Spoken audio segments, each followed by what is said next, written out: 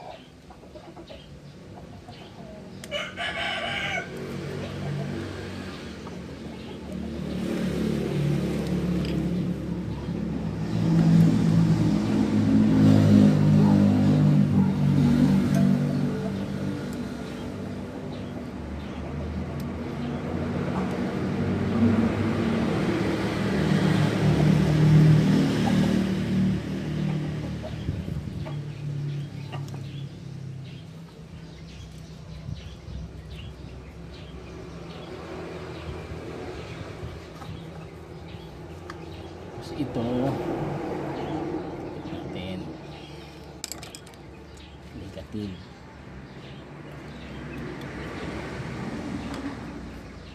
negative, nasa gawin kaliwa.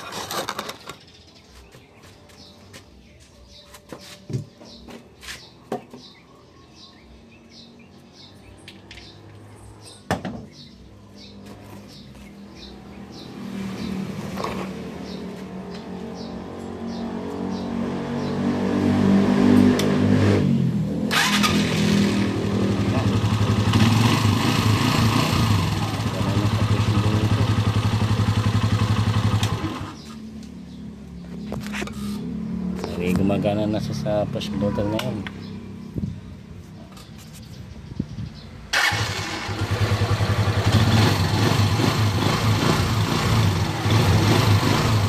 Wala naman.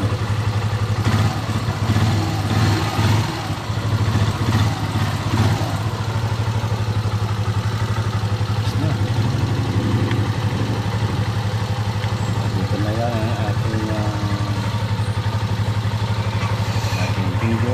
Sana may tutunan po kayo sa ating video, sa ating vlog po.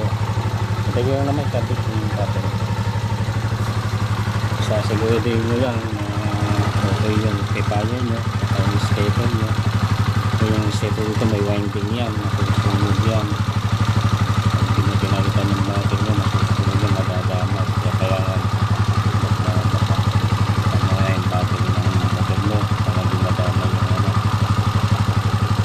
Kung hindi siya nagka-charge, yung rectifier mo dito sa mga buhat ng tank, tanggal mo itong tank hanggang sa ilalim. Ngayon po mga goods ito, dito na yung ating video. Ingat kayo, huwag kang kalimutan mag-like and share sa ating video at mag-subscribe na rin po. So bye.